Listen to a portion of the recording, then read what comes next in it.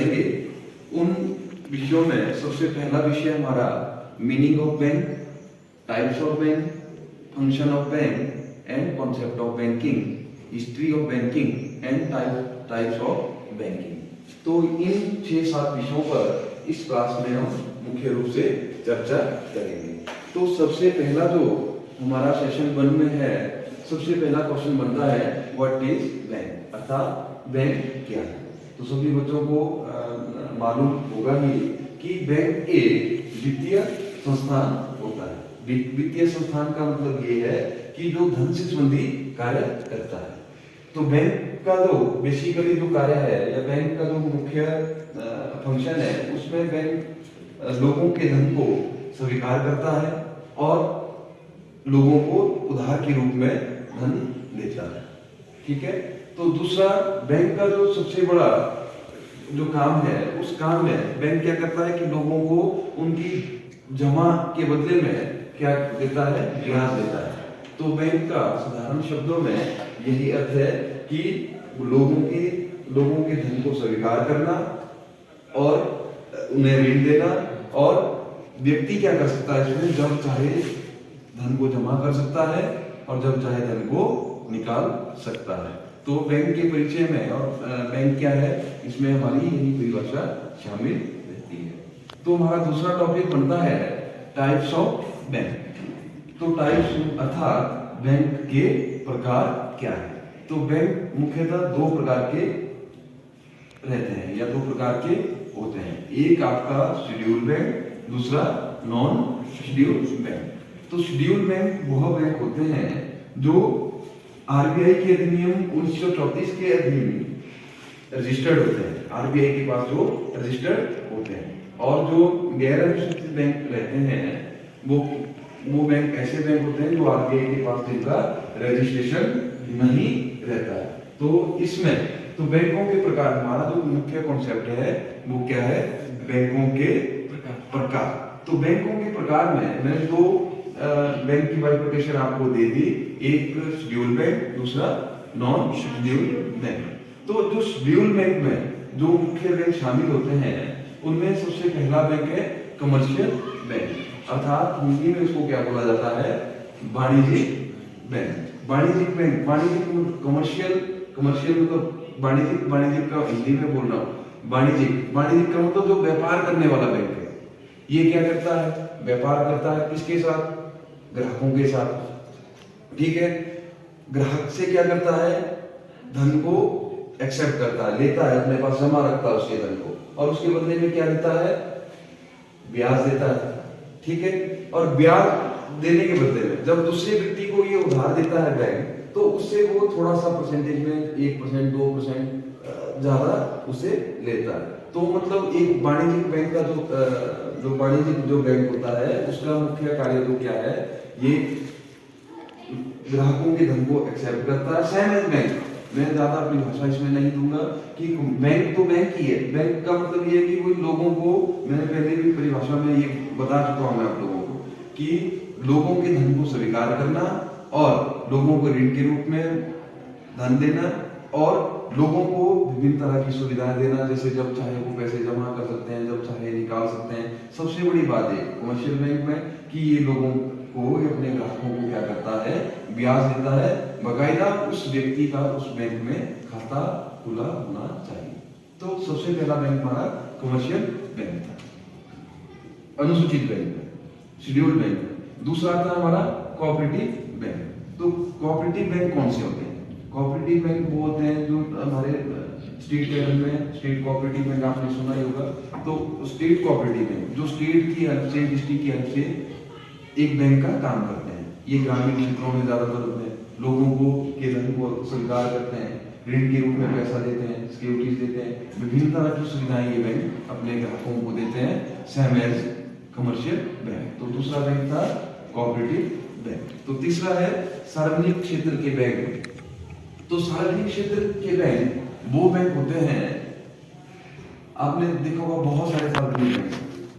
सार्वजनिक बैंक जिसमें मतलब 51% से एबव का 51% शेयर जो है गवर्नमेंट का, ठीक है, और 49% शेयर प्राइवेट एंटरप्राइजेस का रहता है, या प्राइवेट कस्टमर का रहता है। ठीक है, मेरी बात समझ रहे हैं ना? तो इसको हम क्या बोलते हैं? सार्वजनिक बैंक। तो नंबर 4 पे है निजी क्षेत्र के बैंक। निजी क्षेत्र के बैंक का मतलब ये है कि जो प्राइवेट बैंक है, प्राइवेट बैंक काम बैंक की तरह करते हैं, बैंक की तरह ही धन को स्वीकार करते हैं, लोगों को सुविधाएं देते हैं, ऋण के रूप में पैसा देते हैं, विभिन्न प्रोडक्ट ऑफर करते हैं अपने ग्राहकों से। पीएसबी में पढ़ा था कि इसमें 51% शेयर किसके रहते हैं? गवर्नमेंट के, 49% शेयर प्राइवेट स्टेक होल्डर के रहते हैं। जबकि हमारा ये निजी प्राइवेट बैंक जिसको हम बोलते हैं, प्राइवेट सेक्टर में क्या रहता है? प्राइवेट सेक्टर में इसके अपोजिट रहता है। प्राइवेट सेक्टर में गवर्नमेंट के 49% और पब्लिक एंटरप्राइज के 51% शेयर इसमें रहते हैं। आ रहा सबको पता लग रहा? फिर है विदेशी बैंक। विदेशी बैंक ऐसे, देखो प्राइवेट बैंक का मैं एग्जांपल भी आपको दे दूं, आईसीआईसीआई बैंक है, एक्सिस बैंक है, ठीक है ना, जे&के बैंक है, फिर इन व्यासा है, पीएमसी है जो महाराष्ट्र में बैंक है, फिर उसके बाद कोटक महिंद्रा है, कॉर्पोरेशन बैंक है, आईडीबीआई है। बहुत सारे बैंक जो है निजी क्षेत्र के बैंक बहुत अच्छी सेवाएं दे रहे हैं। इनके पार्टनरशिप से बहुत बड़े बड़े प्रोजेक्ट भारत देश में भी चल रहे हैं। कोई इंडस्ट्री को डेवलप करने के लिए है, कोई इंफ्रास्ट्रक्चर को डेवलप करने के लिए, कोई हाउसिंग को डेवलप करने के लिए, मतलब अपना अपना सबका कार्य करना का तरीका, बट ये ग्राहकों को सुविधाएं प्रदान करते हैं। फिर नेक्स्ट है विदेशी बैंक, फॉरेन बैंक जिसको हम बोलते हैं। फॉरेन बैंक क्या होता है? बेसिकली ये ऐसे बैंक रहते हैं जो विदेश में इनका अस्तित्व होता है, बट ये भारत में भी काम करते हैं। विदेशी बैंक जैसे आईसीआईसीआई बैंक का होता है, जर्मनी का, भारत में काम कर रहा है, बहुत सारे कंट्रीज में, अराउंड ऑफ 56 कंट्रीज में ये काम कर रहा है, 56 देशों में अपनी सेवाएं दे रहा है, शायद प्रॉफिट भी तुम्हारा होगा। ठीक है, तो इसको फॉरेन बैंक के नाम से जानते हैं। बहुत सारे बैंक ऐसे हैं फॉरेन बैंक जो मैं बोल रहा हूँ, ICICI, HDFC, HSBC, Hong Kong Shanghai banking corporation, HDFC बाहर, मतलब बहुत सारे बैंक ये लगभग बाहर के हैं। भारत के भी बैंक ऐसे हैं जो बाहर के देशों में काम करते हैं, तो उनके हिसाब से हमारा भारत का जो बैंक है वो फॉरेन का बैंक है। मतलब बाहरी देशों की जो बैंक अगर भारत में आकर काम करते हैं तो उनको क्या बोला जाता है? विदेशी बैंक। तो नेक्स्ट है क्षेत्रीय ग्रामीण बैंक। क्षेत्रीय ग्रामीण बैंक जैसे आपने देखा होगा कि हमारे यहाँ ग्रामीण बैंक है, गांव में लोगों को सुविधाएं प्रदान करते हैं, जैसे ग्रामीण बैंक के नाम से ही ऐसे छोटे मोटे, जैसे आपने देखी आदर्श क्रेडिट सोसाइटी, बहुत सारे जो मतलब गवर्नमेंट एडेड स्कीम के अंडर काम करती है। तो इनका ज्यादा अस्तित्व जैसे कांगड़ा कोऑपरेटिव बैंक है। तो ये क्या है? क्षेत्रीय ग्रामीण में एक इनका जो विस्तार है, एक है ये गवर्नमेंट के बैंक, गवर्नमेंट या कोई पर्टिकुलर ये डिस्ट्रिक्ट को चलाती है, गवर्नमेंट के अंडर, इनका आरबीआई के अंडर ये रजिस्टर्ड होते हैं बकायदा, और इनको भी इस ड्यूट के अंदर इंडिया था। ठीक है ना? तो ये थे हमारे बैंकों के 6 प्रकार, जिसमें हमने सबसे पहला पढ़ा कमर्शियल बैंक, फिर नंबर 2 पे कोऑपरेटिव बैंक, नंबर 3 पे सार्वजनिक क्षेत्र के बैंक, फिर निजी क्षेत्र के बैंक, प्राइवेट बैंक जिसको हम बोलते हैं, फिर विदेशी बैंक, फिर क्षेत्रीय ग्रामीण बैंक, और इसी के साथ ये हमारे 6 टॉपिक थे। फिर हमारा नेक्स्ट सेशन जो था कि बैंकों के बारे में तो हमने पढ़ लिया, बैंक के प्रकार के बारे में भी पढ़ लिया, बैंक के बारे में भी पढ़ लिया, बट जो बैंक के फंक्शन है, बैंक के कार्य क्या है, उसके बारे में हम अब डिस्कस करेंगे। तो बैंक के कार्य में जैसे मैंने आपको सबसे पहला कार्य बताया था, जैसे मैंने अपनी भाषा में ही आपको ये बता दिया था कि बैंक का जो मुख्य काम क्या है, वो है जमा, accept the deposit, accept deposit.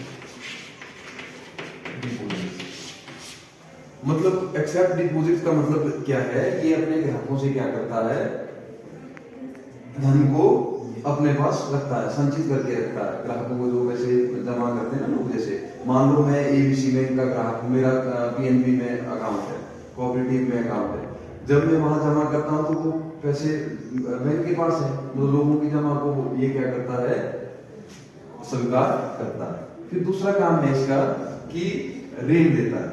ऋण देता है किसको? अपने ग्राहकों को। ठीक है ना। अपने ग्राहकों को जो भी उसकी फॉर्मेलिटी जैसे एजुकेशन लोन देता है, ठीक है ना, पढ़ाई करने के पर्पज से देता है, पर्सनल लोन देता है, कई तरह के लोन, होम लोन देता है, ठीक है ना, एग्रीकल्चर लोन देता है, ठीक है, इंडस्ट्री लोन इशू करता है, बहुत तरह के लोन देता है और बहुत सारे लोन देता है, एफडी देता है, आरडी देता है, ठीक है, सेविंग प्लस प्रीमियम अकाउंट देता है, इंश्योरेंस देता है अपने ग्राहकों को, गवर्नमेंट स्पॉन्सर्ड स्कीम देती है, जैसे देखो अभी जन अकाउंट खोले थे, अब श्रम अकाउंट खोल रहे हैं, ऐसे बहुत सारी स्कीम जैसे सुकन्या समृद्धि योजना में बहुत सारे अकाउंट हमने देखा कि बैंक ने खोले, गवर्नमेंट इनिशिएटिव से वो निकले, ठीक है, तो इसमें बेनिफिट भी आप लोगों को मिलते हैं। फिर सिक्योरिटीज प्रदान करता है ये अपने ग्राहकों को। सिक्योरिटीज का मतलब धन के बारे में सिक्योरिटी देता है कि आपका धन हमारे पास जो है सेफ है, ठीक है। तो बैंक के मुख्य अभी तक दो ही कार्य है जो सिक्योरिटीज हुई, बाकी अलग तरह के जो क्वेश्चन हैं वो मैंने आपको पहले ही इसमें डिस्कस कर दिए। तो हमारा इसमें कोई दिक्कत तो नहीं है। बैंक के मुख्य कार्य में एक्सेप्ट द डिपॉजिट्स और सेकंड है land money, MONE, land money मतलब कि धन को उधार देता है, एक्सेप्ट करता है, मतलब सभी बैंकों के कार्य सेम रहेंगे। तो मतलब जो अनुसूचित बैंक है जो किसके अंदर आते हैं, शेड्यूल बैंक के अंतर्गत जो है, उनका वर्किंग प्रोसेस, उनका सिस्टम सबका सेम रहेगा। हो सकता है रेट ऑफ इंटरेस्ट में थोड़ी सी फ्लक्चुएशन हो सकती है कई जगह, बहुत रेयर रहता है ऐसा, बट जो आपका मान लो सेविंग पे आपका लगभग सेम रहता है, ठीक है, एफडी पे लगभग सेम रहता है, आरडी पे लगभग सेम रहता है, मतलब कई बैंकों में छोटा मोटा फ्लक्चुएशन रह सकता है, ठीक है ना। तो ये चीजें आपने ध्यान से समझनी है और करनी है।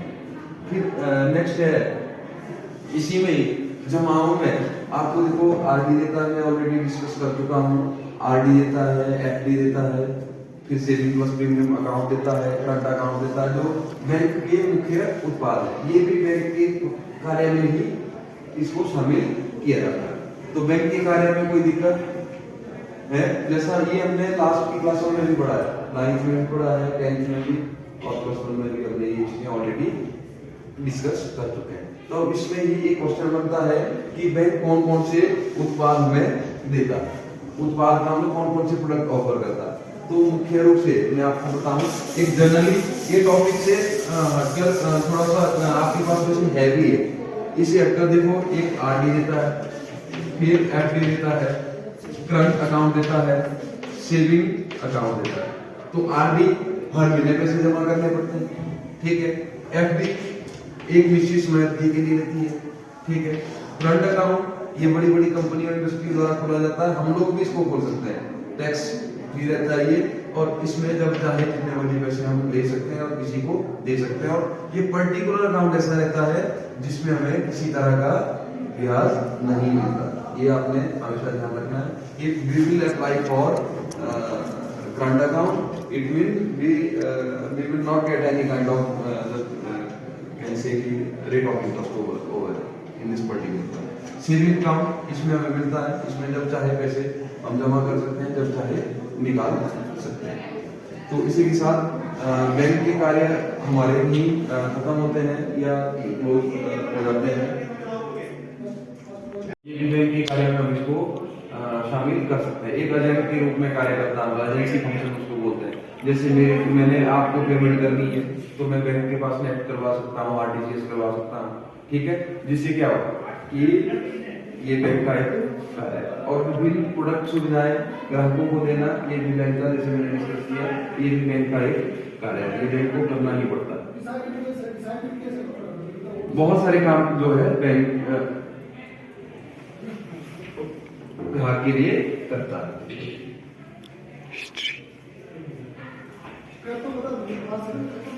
एक क्वेश्चन मैं आप लोगों से पूछूंगा कि ब्रांच बैंकिंग क्या होती है। ब्रांच बैंकिंग बता सकता है, what do you mean by branch banking? Branch banking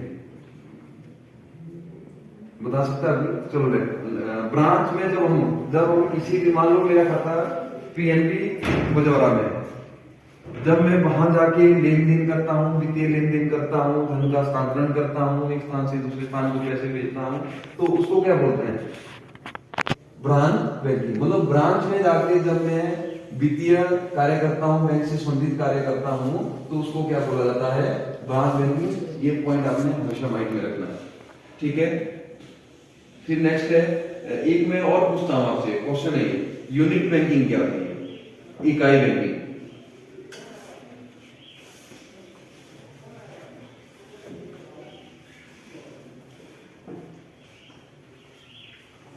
ये आपको होमवर्क रहेगा।